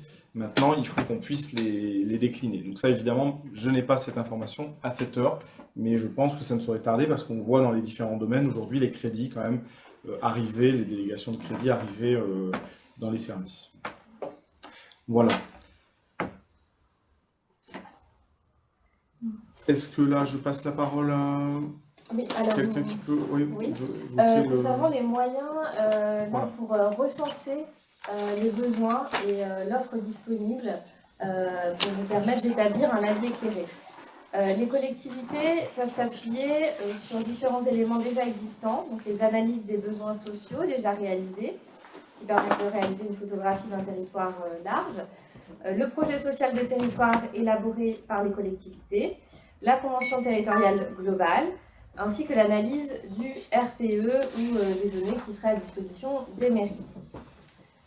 Et pour rappel, donc les modes d'accueil à recenser sont d'une part les assistants maternels, qu'elles exercent à domicile ou regroupées en MAM, les établissements d'accueil du jeune enfant, qu'on appelle EAJE, et enfin les services d'accueil collectif des enfants de 2 ans scolarisés. Alors, parmi les autres moyens qui sont mobilisables, les moyens pour accompagner le développement de nouvelles crèches et de micro-crèches tout en veillant, et ça c'est important, tout en veillant à la qualité, à la pérennité du service. Dans le cadre du schéma départemental de services aux familles, nous avons décidé de mettre en place un processus d'accompagnement pour accompagner les porteurs de projets dès leur réflexion. Ce qui est important, c'est qu'on puisse débuter cet accompagnement tout au début, dès qu'il y a l'idée de vouloir faire un projet de AJE. Pour cela, le premier outil mis en place, dont vous avez probablement déjà entendu parler, c'est l'instance départementale des EAJE et des MAM, IDEM, qui est créée depuis mars 2022. C'est une réunion d'information sur la réglementation, la méthodologie, l'analyse et la pertinence du lieu d'implantation qui est animée par la CAF, la MSA et la PMI. Nous avons ce type de réunion à raison de à peu près une par mois en dehors des périodes de congés, donc ça fait à peu près 8 à 9 par an. La dernière a eu lieu cette semaine. Elles sont à destination des porteurs de projets et depuis cette année, nous accueillons également les autorités organisatrices qui souhaiteraient découvrir comment nous accompagnons les porteurs de projets et qui pourraient identifier des informations qui leur seraient également nécessaires. Ça veut dire concrètement, je me permets, ça veut dire que concrètement, un élu ou des représentants d'une collectivité territoriale pourraient solliciter pas une participation, mais une présence en tout cas voilà. À l'occasion de ces instances pour entendre ce qui va être dit presque d'une seule et même voix, mais selon les compétences de chacun, par la MSA, le département et la CAF, face à un porteur de projet qui vient évoquer son projet. C'est ça, effectivement. Mardi, nous avons eu la présence de 2 autorités organisatrices parce qu'un porteur de projet privé porter un projet de micro-crèche sur leur commune. Ces réunions sont bien des réunions d'information. On ne regarde pas un dossier, un projet. On apporte des informations sur l'opportunité du projet sur le territoire, sur la commune qui est identifiée. Donc, on a également un deuxième outil qui est mis en place, c'est la sous-commission petite enfance. Donc, elle est plus jeune. Elle a été mise en place la première instance s'est tenue au mois de mai avec un projet. La prochaine instance se tiendra la semaine prochaine avec un projet pour l'instant. Ça se met progressivement en place. Cette instance, elle est constituée d'élus. On a 2 représentants de territoires urbains et 2 représentants de territoires ruraux. On a la présence de la CAF, du conseil départemental, de la MSA et aussi des services de l'État. Son rôle là va être d'apporter, alors non pas comme c'est écrit un avis, mais une analyse technique sur l'opportunité au regard du diagnostic que le porteur aura pu établir et puis au regard de ses budgets prévisionnels. Donc en fait, pour établir cette analyse, il faut au préalable que le porteur de projet nous ait transmis son étude de besoin et ses budgets. Nous avons tout un rétro-planning pour planifier l'étude de son dossier en amont de cette sous-commission et pouvoir présenter aux élus qui y siègent le fond du dossier. À l'issue de cette sous-commission, un courrier sera transmis à l'autorité organisatrice. Le porteur de projet sera en copie. Ce courrier sera signé par Monsieur Flao et vous aurez un document qui est annexé qui expliquera les points qui ont pu poser problème, les éléments qui ne sont pas renseignés ou qui peuvent être erronés ou et c'est souvent ce que l'on observe, les défauts d'analyse par le porteur dans son étude de besoin. Donc nous, au niveau de la sous-commission, on va étudier, on va dire, une version numéro 1 de l'étude de besoin. Qu'est-ce qui se passe à l'issue de cette sous-commission? Donc ce courrier est envoyé et ensuite, avant de s'adresser à vous, le porteur va venir corriger, étudier les remarques qui ont été faites et si possible corriger pour pouvoir vous transmettre une version 2 de son étude de besoin qui vous permettra ensuite de pouvoir établir un avis réglementaire qui est l'avis réglementaire de l'autorité organisatrice.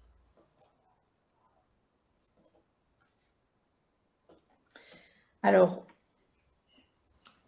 c'est vraiment important d'y porter attention et de pouvoir y être sensibilisé parce qu'on voit maintenant beaucoup de porteurs avec des profils économiques qui font encore le choix de ne pas assister à IDEM et donc de ne pas soumettre à la sous-commission petite enfance. Donc s'ils s'adressent directement à vous, pensez bien à leur expliquer toute l'importance de passer par ces 2 instances pour que vous, quand vous pourrez apporter votre avis, vous soyez également éclairé par l'analyse de la sous-commission petite enfance.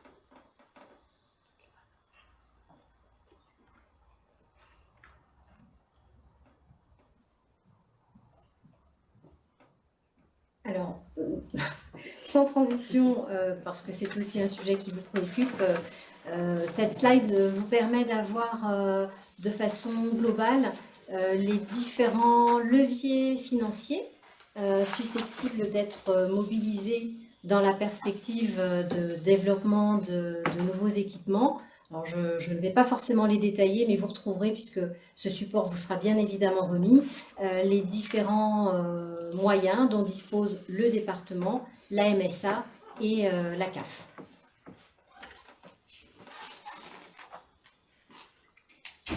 Alors en termes d'éclairage, on a voulu partager, notamment avec les élus, ce webinaire était avant tout destiné aux élus, donc encore une fois qui, pour certains en tout cas, l'analyse budgétaire d'une structure de la petite enfance est peut-être connue, mais on sait bien que vous êtes tous effectivement à des niveaux d'information qui peuvent être variés. Donc du coup, cette slide a pour vocation de vous montrer ce que devrait être en fait un budget pour la création d'une micro-crèche. On a pris la micro-crèche comme exemple parce que, vous l'avez bien compris depuis notre présentation tout à l'heure, c'est le mode d'accueil qui se développe de manière le plus importante donc, sur vos territoires.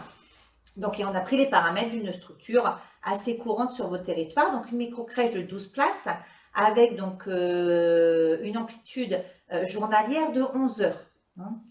Donc, parmi les paramètres, on a pris des charges de personnel, donc non seulement qui ne se limitent pas au minimum réglementaire. Hein, si vous prenez les textes aujourd'hui, et c'est malheureusement l'écueil qu'on retrouve dans un certain nombre de microcrèches pages, c'est que le personnel mobilisable est souvent le personnel avec les qualifications minimum. Là, dans le budget qui est repris, on est sur une équipe pluridisciplinaire, donc avec des gens qualifiés comme en crèche, hein, donc, et avec une proportion effectivement de personnes moins qualifiées.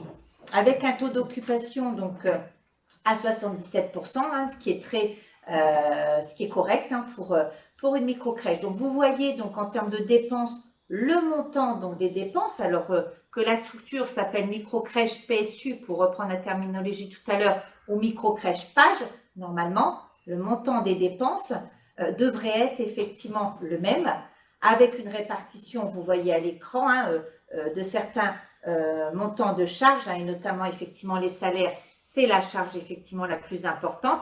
Et après, donc, on vient zoomer sur accueillir un enfant, c'est lui proposer des prestations de qualité. Donc, on est venu donc indiquer donc le montant, notamment par exemple des reports. Hein, tout ça pour vous indiquer, mais ça vous permettra encore une fois de comparer à ce que certains porteurs donc vous présentent hein, au moment du dépôt de leur dossier et d'avoir des repères. Donc, si on est en structure PSU, bah, c'est dans l'exemple. Hein, vous avez effectivement en structure PSU là un exemple de l'ensemble des montants donc mobilisables et notamment auprès de la caisse d'allocation familiale. Hein, donc, ce qui fait que sur une structure qui coûte, en tout cas, qui a un montant de charge de 205 000 €, hein, si j'arrondis les chiffres, il y a un reste à charge de la collectivité, donc à hauteur de 24 000 €. Ça, c'est le modèle prestation de service unique.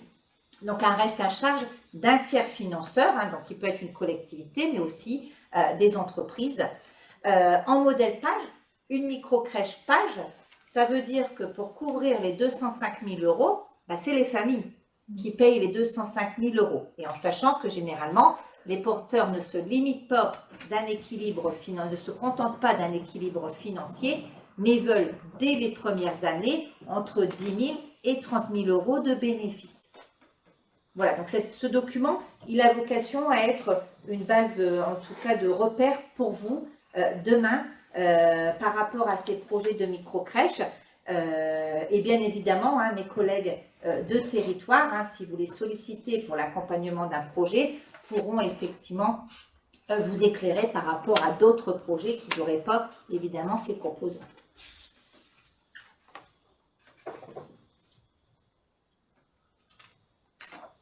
Alors, encore une fois, ce document, il a vocation de vous permettre hein, de comprendre, en tout cas, les différences hein, d'accessibilité aujourd'hui entre les différents modes d'accueil. Donc, dans ce tableau, nous avons repris, donc, vous voyez tout en haut, hein, la première ligne, bah, vous avez soit une simulation faite en direction des couples et des couples en fonction de leur situation financière, hein, le couple qui bénéficie des minima sociaux, le couple biactif, donc avec des revenus inférieurs à 27 600 €. Et pareil, donc du côté des familles isolées, hein, donc on est venu effectivement prendre différentes situations donc, des familles. Et donc, vous avez ensuite en dessous donc, le reste à charge des familles en fonction, donc si la famille opte pour une maison d'assistants maternels, ou alors pour une crèche. Et pour la crèche, vous avez les différents cas de figure, donc avec la prestation de service unique, le mode effectivement page soutenu par la CAF. Donc à partir du moment où vous avez un mode page soutenu par la CAF, ça veut dire que le gestionnaire n'a pas toute liberté en fait quant à la définition de ses tarifs, mais il y a un cadrage départemental qui est à respecter pour permettre une accessibilité à tous. Et la dernière ligne, c'est le reste à charge des familles sur des projets qui ne seraient pas accompagnés donc, par la CAF et ou la MSA. Donc, et là, c'est une moyenne de notre département, de ce qui est effectivement réalisé sur notre département. Donc, globalement, vous voyez donc à travers ce document que pour les familles les plus aisées, le choix d'un mode d'accueil ne se pose pas puisque finalement, l'accessibilité financière et le coût restent le même pour toutes les familles. Par contre, vous voyez qu'à partir du moment où on a des revenus modestes, l'enjeu effectivement de l'accessibilité se pose. Donc, encore une fois, ce document est avant tout pour vous un repère et pour comprendre effectivement ces différences de tarification et surtout de pouvoir, notamment si vous recevez un porteur qui souhaite effectivement mettre en place donc un financement au titre de la page, pas de le questionner sur la tarification qu'il souhaite effectivement mettre en place et vérifier que cette tarification elle est bien adaptée aux familles de vos territoires. Là, vous le voyez sur ce tableau, pour ne faire qu'un seul focus, je vais m'attarder sur la partie rose, c'est-à-dire pour les personnes et les foyers dits isolés ou fragilisés. Si cette famille fait le choix ou a la possibilité d'intégrer une crèche PSU, elle paiera en tout et pour tout 65 €. Si, à défaut d'offres disponibles sur votre territoire, elle est obligée de recourir à une microcrèche page qui n'est pas soutenue par la CAF, elle passera de 65 € à 141 € en reste à charge. Donc, vous voyez, effectivement, ça n'est pas neutre du tout dans la capacité qu'ont vos habitants à solliciter telle ou telle structure et à faire accueillir leurs enfants en crèche.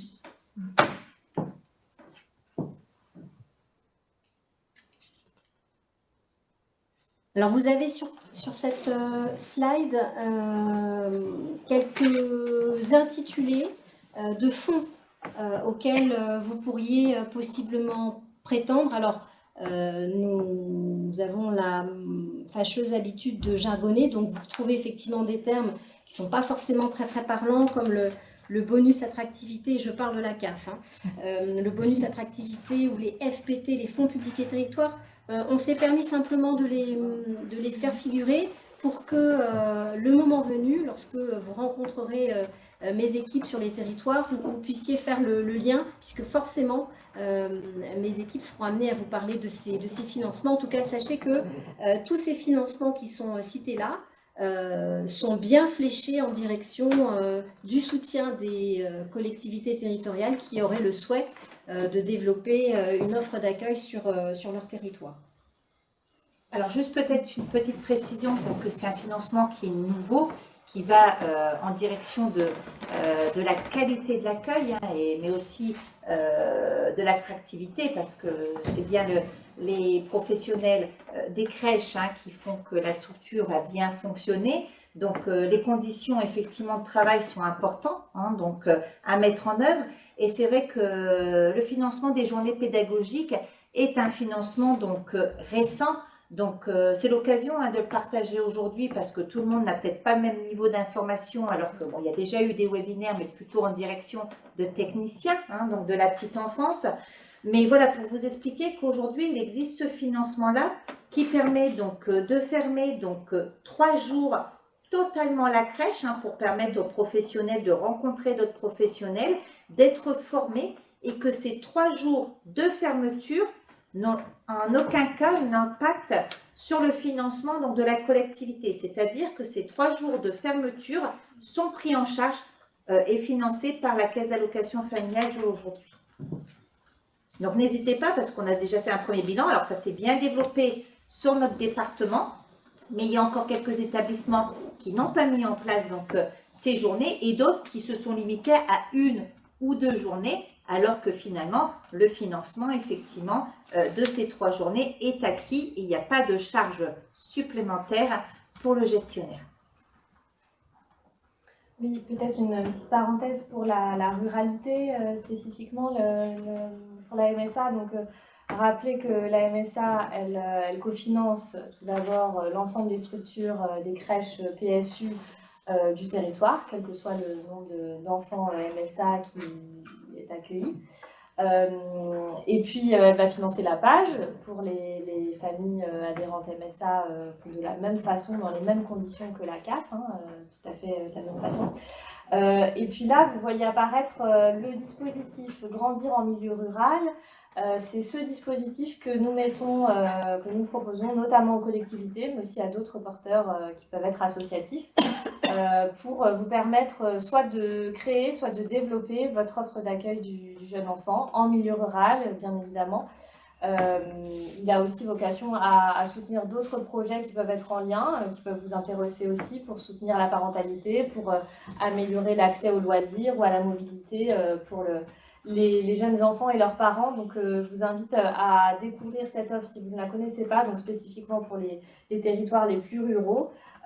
Donc cette offre qui s'appelle Grandir en milieu rural, et vous trouvez les informations sur notre site internet avec les modalités de contact. Vous pouvez en fait toute l'année déposer des projets qui sont examinés périodiquement chaque trimestre, et vous avez aussi le contact d'un référent, d'une référente qui est parmi nous, qui pourra vous aider, vous aiguiller à établir ce projet, qui sera bien évidemment aussi travaillé avec les regards croisés de tous les partenaires que nous sommes aujourd'hui. Alors, le conseil départemental, au travers des services PMI, lui va proposer des conseils techniques et un accompagnement des établissements d'accueil du jeune enfant, déjà dans la phase projet, donc au travers des outils mis en place conjointement donc avec la CAF et la MSA, les actions que nous vous avons présentées précédemment, et puis une mise à disposition des différents guides pour concevoir un établissement d'accueil du jeune enfant. Par la suite, quand le AJE est créé, le conseil départemental assure le suivi et apporte des conseils suite aux sollicitations, apporte des informations en cas de consignes délivrées par les sociétés savantes sur les questions sanitaires, les alertes ARS, les recommandations HS, et par les institutions sur la sécurité. Donc je nommerai la DGCS, la préfecture et la DETS. La PMI organise aussi notamment des consultations et des actions médico-sociales de prévention et de suivi en faveur des femmes enceintes, des parents et des enfants de moins de 6 ans, ainsi que des activités de planification familiale et d'éducation familiale par le biais des centres de santé sexuelle. La PMI va aussi accompagner les parcours d'enfants et de familles en prévention en développant le maillage territorial en faveur de la socialisation des enfants et de l'insertion sociale et professionnelle des familles. Pour compléter le panel d'outils et de leviers sur lesquels vous pouvez vous appuyer, nous en avions parlé en tout début de présentation. Sachez que les RPE, les relais petite enfance qui existent sur vos territoires, constituent vraiment des atouts qu'il ne faut pas négliger et qui peuvent vous apporter une plus-value et un impact extrêmement intéressant auprès des populations. D'abord parce que les RPE sont structurés, ont été pensés et sont composés de professionnels qui sont en très bonne capacité pour informer et accompagner les familles sur un champ assez large, puisque vous savez, comme nous, qu'au sein des RPE, vous avez des professionnels qui seront en capacité de présenter tous les modes d'accueil qui existent pour pouvoir renseigner au mieux les parents. Mais ils sont aussi en capacité de mettre en relation des parents en recherche d'offres d'accueil et des assistantes maternelles. Et par ailleurs, les RPE sont aussi en capacité d'accompagner les parents dans l'appropriation de leur rôle d'employeur qui effectivement peut paraître assez complexe. Puis de la même façon, n'hésitez pas à vous appuyer sur vos relais petite enfance sous l'axe information et accompagnement des professionnels eux-mêmes. Ce sont des structures et des équipements qui peuvent tout à fait prendre en charge l'information, l'assistance de ces professionnels dans le cadre de leurs différentes démarches. Les RPE peuvent aussi contribuer à la professionnalisation de celle-ci et promouvoir ce métier. Et puis enfin, vous le voyez sur cette slide, les RPE ont un rôle essentiel à jouer sur la captation des phénomènes en fait, qui ont lieu sur vos territoires, je crois que les RPE, mieux que personne, sont en capacité de vous dire à un instant T ce qui se passe sur vos territoires en termes d'évolution des besoins, en termes de satisfaction des familles, en termes d'insatisfaction, en termes peut-être même de pratiques qui évoluent. Et donc, c'est aussi pour ça que nous avons fait la branche famille a fait le choix notamment de soutenir les RPE parce que grâce à eux, doivent nous remonter une multitude d'informations qui nous permettent de corriger nos offres, de faire évoluer nos offres pour faire coïncider en fait le besoin des familles aux offres de territoire. Alors, les moyens pour favoriser le renouvellement des professionnels de l'accueil individuel, donc nous parlons des assistants maternels et de l'attractivité du métier, au niveau de la CAF, excusez-moi, j'étais déjà sur le département. Il n'y a pas de souci, on peut commencer par le département, j'enchaîne. Non, allez-y, je vous en prie. Donc pour la caisse d'allocation familiale, sachez simplement qu'il existe un fonds qui s'appelle le Fonds public et territoire, et ce fonds dédié permettra d'accompagner les potentielles mises en œuvre de nouvelles démarches sur les différents territoires. Pour la MSA, toujours l'offre grandit en milieu rural qui pourra permettre de soutenir le développement de l'accueil individuel. En tant que MAM, pardon. Oui. Pour les MAM, ce qu'on n'a pas encore dit, mais que je trouve important aussi, c'est que s'il y a beaucoup d'élus qui sont là aujourd'hui, ce qu'on souhaite également en tant que partenaire institutionnel, c'est vous encourager, vous en tant qu'élus, à aider les projets de MAM, en tout cas à mettre à disposition des locaux, même si vous devez faire des travaux, que du coup nous, institutions, on puisse vous accompagner, vous élus, pour ces projets de MAM.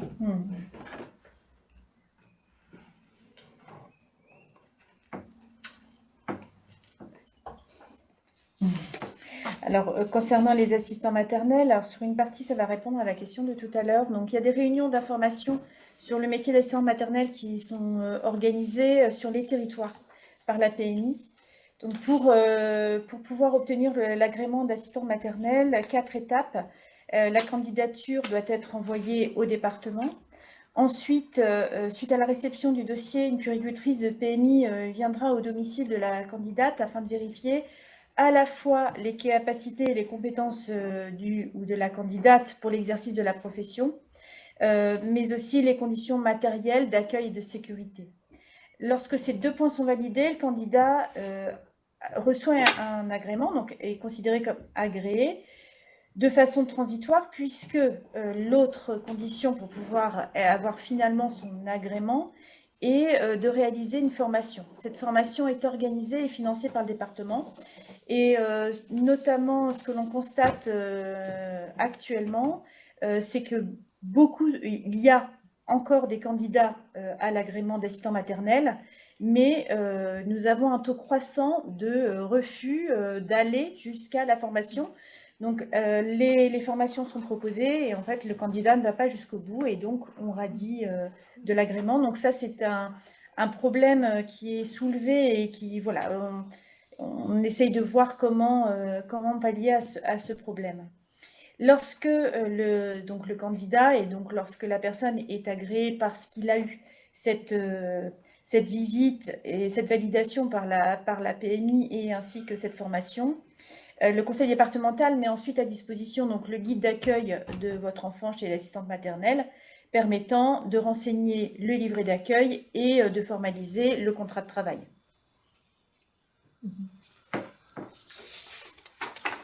Voilà, nous avons terminé cette 3e et dernière partie de présentation. Et si vous le souhaitez, on peut peut-être faire un tour de questions. Oui, alors il y a plusieurs questions et une précision qui est sollicitée, enfin en tout cas qui est exprimée, et là c'est par une de nos collègues, Madame Lecanchou. Effectivement, de préciser, tout à l'heure, on a évoqué la sous-commission Petite Enfance qui donnait effectivement un avis éclairé donc aux élus sur les projets, mais c'est uniquement sur des projets donc, de crèches ou micro-crèches. Donc les projets de MAM ne sont pas étudiés en sous-commission Petite Enfance. Nous avions une question donc Alors, nous avons des questions sur la dernière partie, mais aussi des questions, finalement, les personnes ont mûri leur réflexion et ont posé un certain nombre de questions. Donc, sur la dernière partie et notamment sur les financements. Nous avions effectivement donc une remarque d'un partenaire sur le bonus attractivité. Donc, il y a un financement de la CAF. Le bonus attractivité pour tout le monde, donc c'est un bonus qui est possible. Donc, ce n'est pas une obligation, c'est une possibilité offerte donc aux gestionnaires pour revaloriser en fait les salaires en fait des professionnels de leurs équipes. Et si effectivement il fait ce choix-là de valoriser les salaires, il y a une prise en charge donc non négligeable par la CAF, donc via un financement donc affecté donc à la CNAF. Cependant, effectivement, ce financement, et c'était la remarque, ne couvre pas 100% des dépenses. Mais c'est effectivement, je vais laisser Madame Mekanchou répondre, mais la logique de nos financements, à part les journées pédagogiques en fait, mais généralement, ça ne couvre pas 100% de la charge donc du gestionnaire. Difficile de dire plus, Nathalie, vous avez dit l'essentiel. Effectivement, il y a une règle qui s'applique France entière, en direction de toutes les caisses d'allocation familiale, la branche famille étant attentive au fait que les CAF ne soient pas, entre guillemets, identifiés comme des gestionnaires de fait en finançant 100% en fait des dépenses d'un équipement. Et donc, nous sommes extrêmement surveillés, contrôlés. Et donc, cette règle de fait, et vous faites bien de le spécifier, ne permet pas au CAF de prendre l'intégralité du coût potentiellement supporté, en effet. Alors, les autres questions, donc sur le financement, on n'en a pas d'autres. Donc, les autres questions, si je comprends bien, donc certaines choses ne sont pas encore définies, entre parenthèses, la composition du dossier du porteur en direction effectivement de l'autorité organisatrice. Sur ma commune, des travaux sont en cours et une microcrèche doit ouvrir au 1er octobre 2025. Comment alors répondre à une demande? Vous m'appelez, on va croiser pour voir. En fait, il faut prendre contact avec la personne pour vérifier qu'elle est bien venue présenter son projet à l'instance IDEM. Lui demander si oui, lui demander si elle a soumis son étude de besoin à la sous-commission petite enfance. Si oui, c'est pas possible. On vient de débuter. Sinon, en fait, vous lui demandez de prendre contact avec nous. Si vous pouvez mettre dans le fil de discussion l'adresse mail eaje@patcahier.fr ou bien son adresse mail, Hélène. Enfin, vous pouvez mettre eaje ou la tienne. Donc, une autre question sur l'autorité organisatrice. Donc, doit-on faire une délibération pour officialiser le fait que les mairies passent autorité organisatrice? Donc là, j'imagine que la compétence était peut-être prise à l'échelle de l'intercommunalité et qu'il y aurait un transfert vers les communes. Est-ce que, je ne sais pas, la personne qui a posé cette... Oui, est-ce qu'on peut lui demander peut-être de prendre la parole et de préciser... Alors, on avait une diapositive qui précisait, je ne sais pas, mais les 3 cas de figure. Le PCI n'a pas la compétence. Les communes peuvent décider par délibération municipale de transférer tout ou partie des missions du SPPE à l'intercommunalité, ce qui nécessite une majorité qualifiée des conseils municipaux. Alors, donc là, visiblement, l'intercommunalité, la personne nous répond dans le fait de discussion que l'intercommunalité n'avait pas la compétence. Si l'intercommunalité n'a pas la compétence, de fait, elle reste du domaine communal. Oui. Donc, il n'y a pas de délibération. Et il faudrait que la commune... Que les communes... C'est une discussion. Il faut que la commune délibère si elle souhaite que le PCI ait la compétence. Visiblement, c'est l'échelle de la commune, en fait. Ce serait la commune, en fait, qui aurait la compétence. D'accord. Oui. Non, il n'y a pas de... C'est une compétence... C'est une compétence communale, sauf transfert à l'intercommunalité. C'est si on transfère à l'interco qu'il faut délibérer. C'est ça. Uniquement. Donc, j'espère qu'on a répondu à votre question. Oui. Alors, la dernière question, si je ne me trompe pas, en tout cas dans le fil de discussion, C'est donc pour un EAJE communal. Concrètement, hein, donc je pense que c'est une collectivité qui gère une crèche PSU. Que doit-on faire au bout des 15 ans? La nouvelle durée d'agrément. Alors, au bout des 15 ans, donc entre 1 an à 2 ans avant la fin des 15 ans, la PMI va vous prévenir que vous arrivez à la fin de votre autorisation de 15 ans. Et il y aura à ce moment-là un dossier de renouvellement à nous transmettre au plus tard 9 mois avant la fin des 15 ans. Pour l'instant, nous n'avons pas eu, le délai des 15 ans n'est pas encore très appliqué, puisque nous n'avons pas encore eu le décret qui va expliquer comment progressivement on va faire ce rattrapage de délai de 15 ans pour les structures qui existent déjà. On l'applique quand on a des demandes d'autorisation pour extension ou transformation. Donc sur certains types de travaux. Actuellement, on a très peu de crèches, d'EAJE publiques qui ont eu l'application de cette durée des 15 ans. Alors, nous avions une autre question sur les délibérations, mais on n'arrive pas à comprendre la question. Donc, c'est des représentants de la Cabalère. Est-ce que vous pouvez exprimer votre questionnement par oral, s'il vous plaît? Oui, bonjour, vous m'entendez? Oui, bonjour. Oui, bonjour. Madame Louchard, je suis directrice cohésion sociale et santé à l'agglo Béthune-Bruay. Nous, au niveau de l'agglomération, on n'a pas de compétences en tant que telle. On exerce juste, on porte un relais petite enfance, mais sous forme d'un service mutualisé uniquement sur une partie de notre territoire. Est-ce que des communes peuvent quand même faire le choix de délibérer pour transférer tout ou partie de leur mission à l'agglo? Et dans ce cas, est-ce qu'il faut que l'agglo se positionne? Mais je suppose qu'avant toute délibération, il devrait y avoir une discussion au préalable.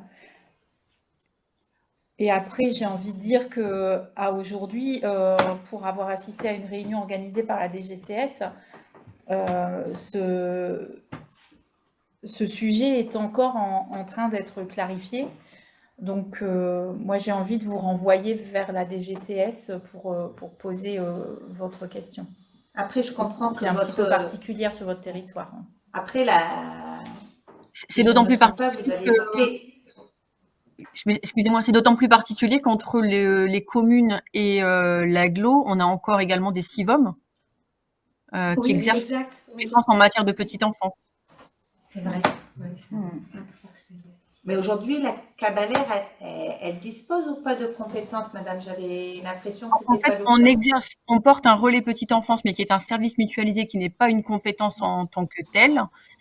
Et on a une compétence action sociale d'intérêt communautaire, mais qui ne porte pas sur le champ de la petite enfance. Ah oui, c'est le CIVOM qui porte les CIVOM portent des EAJE et portent des relais. Je crois que c'est le CIVOM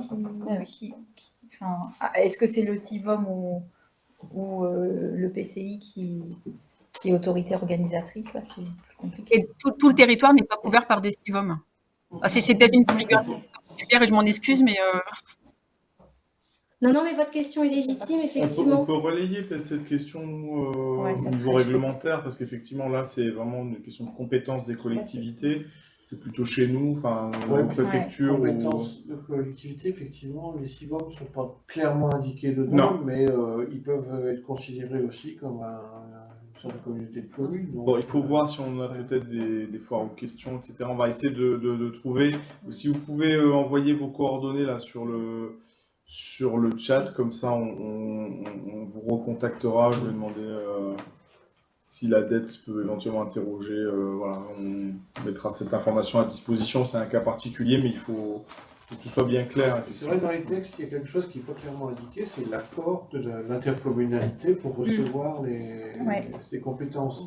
Ça paraît clair parce que dans notre idée, on se dit, bah oui, c'est négocié au préalable, mais si c'est pas négocié, comment on fait, quoi? Merci.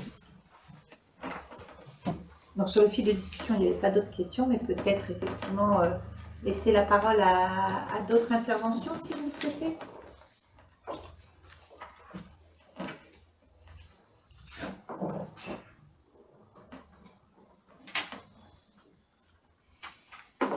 Bon, si ça n'est pas le cas, pas de remords. Bon, il me reste donc à remercier vraiment tous ceux qui ont préparé cette présentation parce qu'effectivement, c'est beaucoup de travail, enfin, c'est très complet. Vous voyez qu'on a essayé de couvrir le sujet et vraiment, ça a été un travail partenarial important. Donc, je tiens vraiment à remercier le conseil départemental, la MSA, les allocations familiales, l'ADEC, vraiment pour ce travail. L'idée vraiment c'est d'être dans une logique d'accompagnement. On comprend que quand il y a une compétence comme ça qui arrive, bon, il faut tout le monde se pose des questions. Donc évidemment on pourra faire du sur-mesure et répondre au cas par cas, mais on souhaitait déjà faire une première couche, on va dire, d'explications pour tous, qui normalement doit répondre à 80% des questionnements que vous avez, mais on sait qu'il restera 20% de questions, donc vous connaissez maintenant les interlocuteurs, n'hésitez pas à les saisir.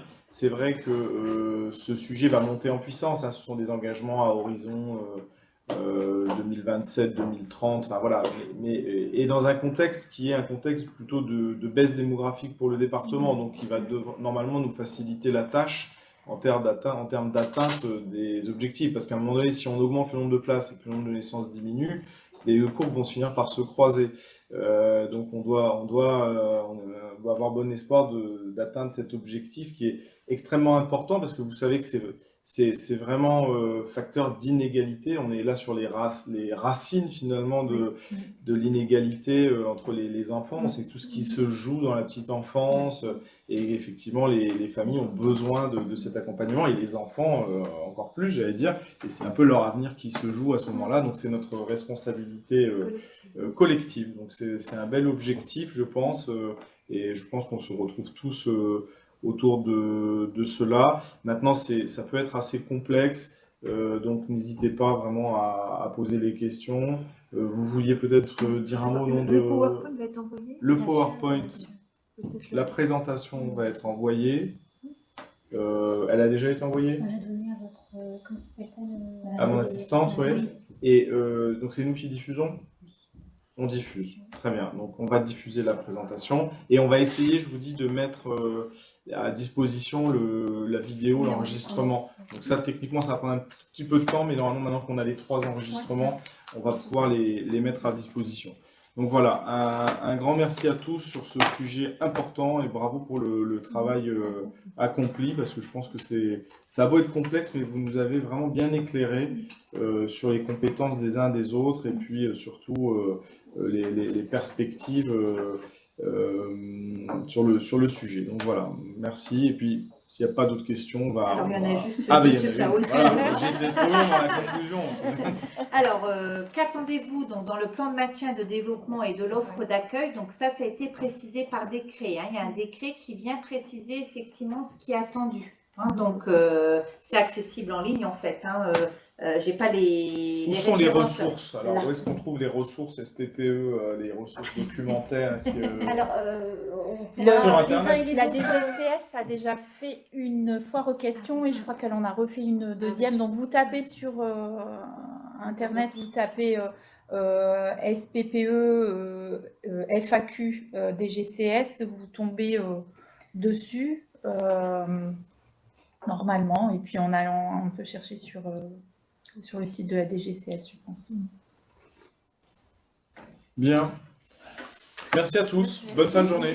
Au revoir. Au revoir.